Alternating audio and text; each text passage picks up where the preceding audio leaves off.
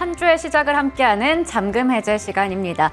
오늘 국내 증시 같은 경우 강보합으로 함께 출발하긴 했지만 지금은 엇갈린 모습을 나타내고 있는데요. 코스피 지수 같은 경우 0.19% 정도 소폭의 상승세를 나타내지만 오늘 코스닥 지수는 아무래도 하락세를 좀 이어가는 모습입니다. 이런 시장에서 어떤 전략이 유효한지 지금부터 함께 알아보도록 하겠습니다. 오늘 이 시간은 알파경제 김종효 이사님과 함께합니다. 이사님 어서 오세요. 네, 안녕하십니까. 네, 오늘 시장의 종목 분위기부터 머니맵 통해서 확인해 보겠습니다. 오늘 전반적으로 일단은 빨간불을 켠 종목들이 많아 보이긴 하는데 시가총액 대형 상위주들을 좀 보면 빠지는 쪽이 많은 것 같습니다. 삼성전자 오늘 일단 쉬어가고요. SK하이닉스도 파란불을 켜고 있습니다. 그리고 2차전지 쪽에서도 에코프로가 또 황제주에 등극했다라는 소식을 전했는데 나머지 2차전지주들은 좀 쉬어가는 모습이고요. 나머지 현대차나 기아 같은 쪽 자동차 부품도 오늘은 쉬고 있습니다. 네이버 카카오는 엇갈린 모습 나타내고 있고요. 반면에 이럴 때 건설 기자재라던가 금융 쪽 그리고 조선 기자재, 해운, 철강 등등의 여러 종목들이 상승불을 강하게 켜고 있습니다. 개장 특징주 보면서 종목에 대한 이야기 더 나눠보도록 할게요. 먼저 오늘 첫 번째 개장 특징주는 효성 첨단 소재 보도록 할 텐데요. 효성그룹이 지금 아무래도 부채 때문에 주가가 발목이 잡힌 상황이죠. 지주사인 효성 같은 경우에 주가가 3년 만에 최저치를 기록하고 있습니다. 이러다 보니까 잘 가고 있던 효성 첨단 소재에게도 괜히 불똥이 튀는 게 아닌가라는 우려도 나오고 있는데요. 오늘 일단 효성 첨단 소재가 4% 이상 반등이 나오고 있긴 하지만 앞으로 이 이슈 어떻게 봐야 될지 궁금합니다. 네, 오늘 증권사들 쪽에서 이와 관련된 코멘트를 대거 쏟아내고 있는데요. 전부 한 목소리로 외치고 있는 것은 효성은 효성화학의 이 부정적인 흐름을 피해갈 수 없다. 증자를 하든 어떤 식으로든 이것을 피해갈 수 없지만 효성 첨단 소재나 이 다른 종목군들에게 미치는 파급 효과는 제한적이다. 왜냐하면 지금 여러 가지 법상 실제로 효성화학이 추가적으로 증자를 한다고 했을 때 여기에 참여할 가능성, 그다음에 자금 지원을 해줄 가능성도 생각보다 그렇게 크지 않다라는 쪽의 얘기들이 흘러나오고 있습니다. 따라서 효성화학의 어떤 전반적인 약화로 인한 그룹사의 위기가 다른 회사로 전반적으로 파급될까라는 부분, 그다음에 효성그룹이 정말로 최대의 위기를 맞은 건가에 대한 부분에 대해서는 약간 좀 과도한 측면이 있지 않나라고 봐야 할 것 같습니다. 그래서 효성 첨단 소재는 언급해 주셨던 것처럼 처음엔 타이어 코드, 최근 들어서는 탄소 섬유와 관련된 그런 기대감에 의해서 주가가 견조하게 움직이다가 그룹사와 관련돼서 이제 더불어 밀리고 있는 양상인데요. 말씀드렸던 것처럼 그룹사가 전체적으로 진짜 큰 리스크라면 이걸 피해갈 수는 없겠죠. 그런데 그룹사가 어쨌든 흡수할 수 있는 정도의 위기라면 이 종목이 동반해서 하락했던 것은 빠르게 회복할 가능성이 있다라고 봐야 될 것 같고요. 그런 측면에서 저는 효성 첨단 소재 원래 생각했던 것보다 밸류 기준을 조금 낮춰야 될 필요성은 있어 보입니다만 그렇다고 하더라도 공격적으로 다른 그룹주의 하락과 더불어 갈 거라는 생각을 하기에는 현재 지금 타이어 코드 쪽이라든지 그다음에 탄소 섬유 쪽의 시황 자체가 좀 강하게 나타나고 있지 않나 좀 이렇게 봐야 할 것 같습니다. 네, 그렇다면 지금 지주사의 이슈와는 조금 따로 떼고 주가를 좀 봐도 괜찮을까요? 네, 일정 부분의 할인 요인만 적용한다면 저는 좋은 흐름을 기대해봐도 되지 않을까. 어차피 실적 시즌이고 실적 자체가 시장의 컨센서스를 만족시킨다면 저는 일정 부분의 회복은 가능하다라고 보고 있습니다. 네, 좋습니다. 일단은 효성 첨단 소재 그래도 실적과 탄소 섬유 쪽의 성장성 바탕으로 그래도 이슈는 이슈대로 지나가고 잘 갈 것으로 일단 기대해 보도록 하겠습니다. 자, 두 번째 개장 특징주 확인해 볼 텐데요. 지난주 금요일에 GS건설발로 해서 이 건설 업종들이 대부분 약세를 보였습니다. 그런데 일단 오늘 장에서 반등이 또 나오고 있거든요. 그런 가운데 삼성 엔지니어링도 4% 정도 올라가고 있습니다. 삼성 엔지니어링 쪽은 아무래도 글로벌 수주 같은 여러 가지 긍정적인 모멘텀들이 있을 텐데 올라갈 명분은 좀 많다라는 게 증권가 입장이거든요. 어떻게 보시나요? 네, 꽤 오래전에 삼성 엔지니어링에 대해서 언급을 드린 적이 있고 제가 생각했던 정도의 목표는 달성한 상황인데 그 이후에 주가가 추가적으로 뻗어가지 못하고 정체되고 있는 핵심 포인트는 삼성 엔지니어링을 처음 해봤을 때는 원래 화공 플랜트에 강한 회사였지만 비화공 분야에서 영역이 넓어졌다라는 것이 포인트였고 그러고 이제 올해 화공 쪽에서도 늘어난다. 그러니까 비화공 쪽에서 늘어난 것이 이 종목을 처음에 봤던 핵심 포인트였는데 그 다음에 이제 올해 2분기 들어서의 포인트는 원래 주력이었던 화공 분야 쪽에서의 수주가 늘어날 거다. 그래서 이제 목표 가격을 공격적으로 잡고 시장에 이제 긍정적인 요소를 반영했었는데 아직까지 그 화공 분야 쪽에서의 의미 있는 수주가 나타나지 않았다라는 게 최근 주가 정체의 가장 중요한 원인이라고 봐야 될 것 같습니다.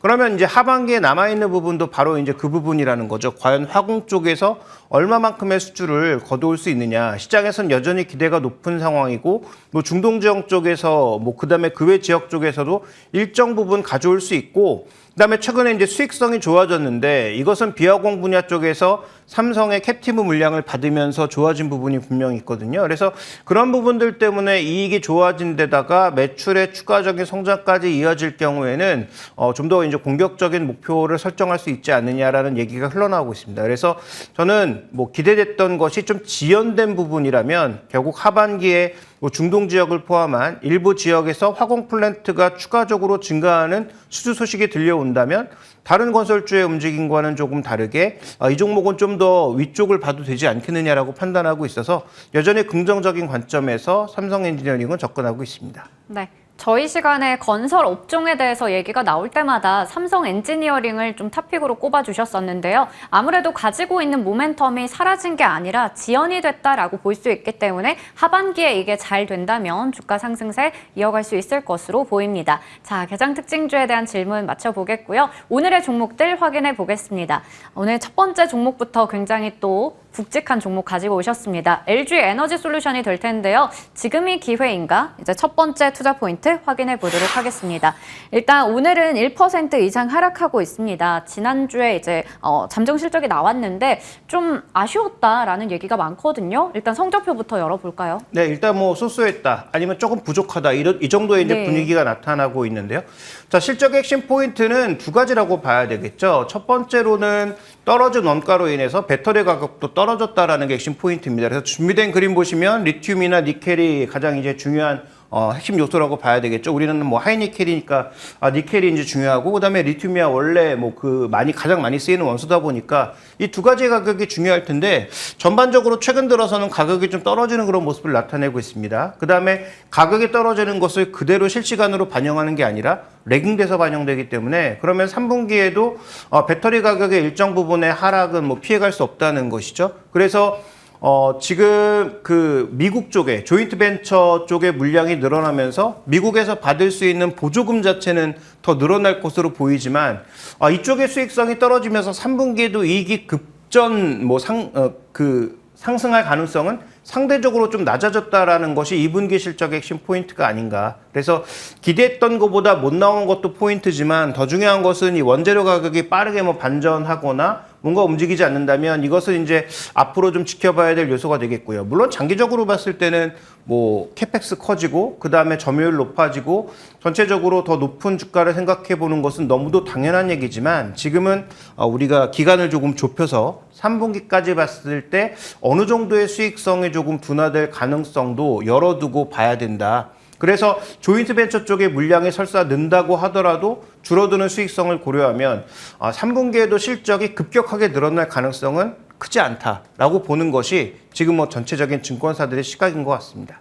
네, 그렇다면 하반기에 이제 실적을 좀 기대하는 목소리도 있긴 했지만 아무래도 지금 우려할 만한 요소들도 있는 것 같습니다. 3분기에도 뭐 뚜렷하게 개선세가 나타난다 보기는 어려울 것 같은데 이런 상황에서 변수는 없을까요? 네, 자 일단 뭐 준비된 그림으로 확인을 해볼까요? 자 지금 먼저 이제 준비된 그림 보시면 현재 가장 중요한 변수는 이익률이라고 저는 생각합니다. 네. 그래서 보조금을 받기 시작하면서 비교적 높은 하이싱글에서 거의 두 자릿수까지 육박하는 영업이익률을 계속 기대하고 있는 게 핵심 포인트거든요. 근데 이번에 나타난 또 하나의 특징은 유럽 쪽에서 물량 조절을 하고 있더라. 왜냐하면 원재료 가격 떨어지는 거 보면서 배터리 가격도 떨어질 수 있는데 지금 가격이 비싸게 살 필요가 없다라는 것이고, 그다음에 일정 부분 재고를 쌓아둔 부분도 있기 때문에 이 배터리는 앞으로 뭐 수주만 하면 무조건 다 매출로 잡히는 그런 상황이라고 우리가 판단하고 있는데, 유럽 쪽에서 일부 속도 조절을 하는 모습이 보이고 있다라는 거죠. 그러면 과연 이 정도의 마진율을 계속 붙여갈 수 있느냐가 관건입니다. 매출 성장에 대해서는 의심의 여지가 없죠. 그래서 지금 현재 구간에선 우리가 보조금, 미국의 보조금을 받기 시작하면서 일정 부분의 마진율을 계속 확보할 수 있다라고 보고 있기 때문에 높은 밸류도 우리가 계속 가능하다라고 믿고 있는 것인데, 그럼 만약에 유럽 쪽에서의 이런 물량 자체를 뭐 줄이거나 늘리거나 하는 그런 변수에 의해서 앞으로도 수익 추정이나 매출 추정은 굉장히 조금 장기적으로는 방향이 일정하겠지만 단기적으로 봤을 때는 조금 들쑥날쑥할 수 있겠다라는 것을 지금 생각해 봐야 되는 구간이라는 거죠. 그래서 이 두 가지 변수. 매출의 성장은 뭐 당연히 일정 방향으로 우상향하는 것인데, 이게 좀 들쑥날쑥할 수 있는 가능성, 그다음에 마진율도 미국 쪽에서 받는 그 보조금의 그 상태에 따라서 약간 좀 들쑥날쑥할 가능성, 이런 부분들에 대해서 지금 고민이 되는 시기가 아닌가, 이게 이제 변수가 아닌가, 이렇게 봐야 될 것 같습니다. 네, 좋습니다. 하반기 최대 변수에 대해서 좀 짚어봤습니다. 그렇다면 지금 자리를 또 기회로 삼을 수 있는 것인지, 증권가에서 대부분 목표 주가를 유지하고 있더라고요. 70만 원대 중반 정도로요. 지금의 밸류 어떻게 판단하세요? 네, 일단 뭐 중장기적으로 봤을 때 지금 2025년도에 벌어들일 수익을 기준으로 밸류에이션을 하면 여전히 전 세계 배터리 셀 중에 가장 비싼 건 맞지만 그 정도의 프리미엄을 받을 가치가 있다는 게 핵심 포인트인 거죠. 근데 말씀드렸던 것처럼 2025년까지의 방향성은 변하지 않는다고 하더라도 분기당 잡히는 실적과 마진율이 들쑥날쑥할 수 있다면 현재 12개월 기준으로 봤을 때는 분명히 좀 높은 수준인 건 사실입니다. 그래서 뭐 50배가 뭐 높냐라고 이제 반문하실 수도 있겠습니다만, 통상적으로 이 기업에 지금 적용되고 있는 밸류에이션 자체가 아주 낮다라고 보기에는 어렵죠. 역사적인 지금 고점 대비해서 낮아진 상황입니다만, 지금 전체 성장률도 이제부터는 조금씩 둔화될 것이기 때문에 뭐 한 해에 100% 이상씩 성장하는 그런 성장 속도도 둔화될 것이기 때문에 어느 정도 이제 밸류에이션도 나름 합리적인 수준으로 12개월 기준으로는 이제 내려갈 수 있는 것이죠. 그러니까 그런 부분들을 우리가 생각해 봤을 때 뭐 중장기적인 뭐 12개월, 뭐 1년 이상의 목표치는 뭐 증권사에서 제시하고 있는 뭐 70만 원 중반의 목표가도 우리가 충분히 고려해 볼 수 있겠지만, 단기적으로 지금 우리가 살펴봐야 되는 핵심 포인트는 전고점이었던 63만 원 돌파가 가능하냐부터 일단 1차적으로 확인이 필요한 것 같고요. 그래서 밸류에이션 기준보다는 기술적으로 넘지 못했던 전고점의 선점 여부가 제가 보기엔 이 종목의 단기 흐름에 있어서는 조금 더 중요한 주가 변동의 추이가 될 것 같고요. 남아있는 변수 중에 하나는 지난번에 잠깐 얘기만 나왔다가 사라진 것. LG화학이 지분을 팔 수 있다라는 것도 진짜 확실한 것인지 확인이 좀 필요한 그런 구간이 아닌가, 이렇게 보여지고 있습니다.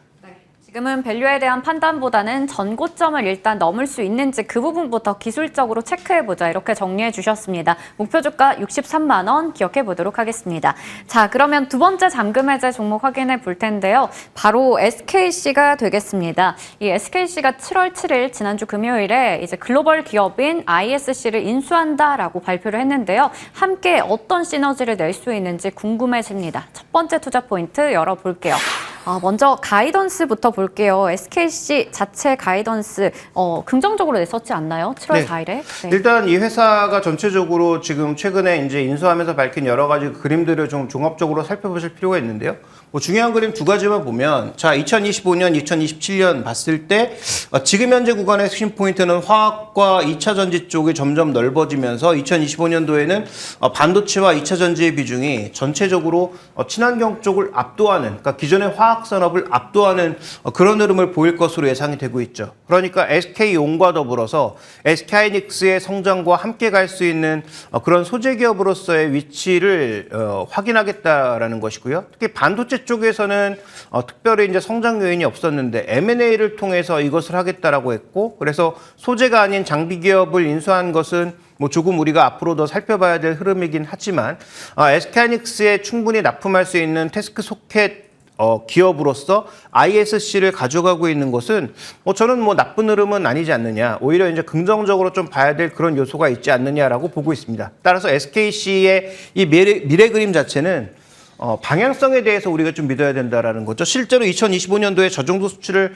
거둘 수 있을지는 뭐 아무도 모릅니다. 다만 이제 중요한 것은 저 방향성, 지금 뭐 2차 전지 쪽과 반도체 쪽의 소재, 장비의 확대를 통해서 어느 정도의 매출 성장을 이어나가겠다. 그래서 우리도 이제 저성장 구간으로 들어갔는데 해당 기업이 저 정도의 성장을 보여준다면 2022년부터 2025년까지 불과 한 3년밖에 안 되는 시기에 2배 이상의 성장을 가져갈 수 있는 그런 성장세를 보여준다면 이 기업은 우리가 뭐 밸류에이션을 적용할 때 좀 더 높은 밸류에이션을 줄 수 있는 그런 기업이 되는 것이죠. 그래서 저 청사진은 숫자보다는 저 방향성에 대한 판단이 중요하지 않나 이렇게 보고 있습니다. 네. 7월 4일에 또 CEO 인베스터 데이를 통해서 이렇게 긍정적인 가이던스를 내기도 했습니다. 동박 쪽에서 사업도 잘하고 있지만 이제 반도체 쪽에서도 포트폴리오 다변화를 위해서 노력하고 있는 상황인데요. 두 번째 투자 포인트 보면서 자세하게 얘기 나눠보겠습니다. 이번에 이제 ISC를 인수하면서 아무래도 반도체 쪽에서도 뭔가 고부가 가치를 창출하겠다 이런 걸로 보이거든요. 이거 어떻게 보면 좋을까요? 네, 일단 반도체 쪽에서의 고부가 가치를 창출하는 것, 뭐 당연한 것이고 좋은 흐름이죠. 그래서 그 방향으로 가는 것에 대해서는 뭐 의심의 여지가 없는데 중요한 건 바로 이 부분입니다. 지금 SK그룹이 가장 못하고 있는 것, 바로 자금 조달이죠. 그래서 캐펙스가 향후 뭐 5에서 6조 필요하다라고 얘기하고 있는데 이것도 이제 숫자를 우리가 확정할 수가 없죠. 뭐 예를 들어서 다른 지역에 투자한다든지 그렇게 되면 비용 자체가 워낙 뭐 들쑥날쑥하게 변할 수 있으니까 어쨌든 캐펙스를 저 정도 잡아둔다면 현재 지금 가지고 있는 자금이라든지 정부 보조금 살펴봤을 때 부족합니다. 그럼 나머지는 영업 현금흐름 플러스 알파로 메꾼다라는 것인데 아시는 것처럼 지금 SKC 적자 기업이거든요. 그래서 이 적자 기업이 흑자로 돌아서면서 뭔가 이익이 뭐 폭발적으로 창출되어야 이쪽에 여유 있는 현금을 바탕으로 해서 설사 캐펙스의 자금이 더 증가한다고 하더라도 이것을 커버할 수 있는 흐름이 생긴다라는 건데 SK의 아마 계획은 SK하이닉스가 내년에는 흑자로 돌아서고 그다음에 SK온도 서서히 이제 이익을 찾아가고 있으니 이런 기업들의 전체적인 이익 확대와 더불어서 이쪽에 뭔가 시너지를 내보겠다라고 하는 큰 그룹사의 전체적인 움직임, 그다음에 SKC가 갖고 있는 자회사들을 팔아서 뭔가 자금을 마련해 보겠다라고 하는 그런 움직임으로 생각해 볼 수 있는데 결국 작년 재작년에 생각했던 파이낸셜 스토리가 올해 제대로 되지 않으면서 SK그룹이 전체적으로 어려움을 겪었던 만큼 이 부분은 저는 검증이 필요하다. 계획은 계획일 뿐이죠. 그래서 이 계획대로 만약에 잘 이루어질 수 있는지, 잘 이루어진다면 아까 말씀드렸던 대로 그 긍정적인 방향성에 베팅하는 것이 맞지만 만약에 자금 조달에서 일정 부분에 어려움을 겪는다면 그러면 SKC 같은 경우에도 우리가 생각했던 만큼의 주가 반등은 조금 어렵지 않을까 이렇게 봐야 할 것 같습니다. 네. 그렇다면 지금 일단 주주 가치가 희석될 수 있다 이런 우려 나오면서 오늘은 4% 정도 하락하고 있습니다. 10만 원대 딱 걸쳐져 있는데요. 지금 자리 어떻게 봐야 될까요? 네, 지금 이 종목은 뭐 두 가지의 성격을 동시에 지니고 있는 거죠. 말씀드렸던 우려 사항도 있는 거고 ISC를 과연 적정한 가격에 사느냐에 대한 논란도 있을 수 있는 거고요. 그래서 지금 현재 보시면 뭐 이익이 나지 않기 때문에 뭐 PR 측면에서는 뭐 우리가 일단 접어두고 봐야 되지만 PB 측면에서 과거에는 뭐 3배도 넘어가는 굉장히 공격적인 그런 상승세를 보였던 적이 있죠. 동박이 1위가 되면서 넥실리스의 어떤 가능성 이런 것들이 엄청나게 이제 부각되면서 강하게 움직였던 것인데요. 근데 지금 뭐 동박 쪽에서는 어느 정도 굉장히 치열한 공방이 나타나고 있는 상황인 거고 롯데에너지머티리얼즈도 공격적인 투자를 통해서 뭐 점유율 늘려나간다고 했으니까 그러니까 지금 1위인 넥실리스와 앞으로 이제 캐펙스로 한번 경쟁해 보겠다는 그런 얘기잖아요. 그런 여러 가지 요인들을 고려해 봤을 때 해당 종목이 지금 현재 구간에서는 한 2배 내외에 걸쳐 있는 저 PBR을 몇 배까지 끌어올릴 수 있느냐가 관건이라는 거죠. 그래서 저는 일단 뭐 3배까지 본다면 한 15만 원 정도의 공격적인 목표가를 설정해 볼 수 있지만 아까 말씀드렸던 성장 속도에 대해서는 그 정도의 밸류를 주는 게 적정하지만 아까 말씀드렸던 할인 요소 특히 이제 자금 조달과 관련된 부분의 할인 요소 이런 것들을 적용해 보면 그 정도까지 보기엔 어렵다. 그러면 적어도 뭐 10% 이상의 할인 요소를 적용을 해서 이 종목의 목표 가격은 뭐 PBR 기준으로 봤을 때 한 2.7배, 2.6배 정도를 적용하면 한 13만 원 정도로 생각해 볼 수 있거든요. 그래서 그 정도의 목표 가격을 장기적으로 두고 접근하는 것이 저는 바람직하겠다라고 판단하고 있고요. 만약에 이제 파이낸셜 스토리가 흔들리거나 한다면 그때는 다시 또 가격을 낮출 수밖에 없는 그런 상황이 아닌가 이렇게 보고 있습니다. 네, 장기적인 관점에서 목표 주가 13만 원 제시해 주셨고요. 향후에 또 자금적인 부분들은 충분히 고려할 사항인 것 같습니다. 오늘 여기서 인사드리도록 하겠습니다. 지금까지 알파경제 김종효 이사님과 함께했습니다. 이사님 고맙습니다.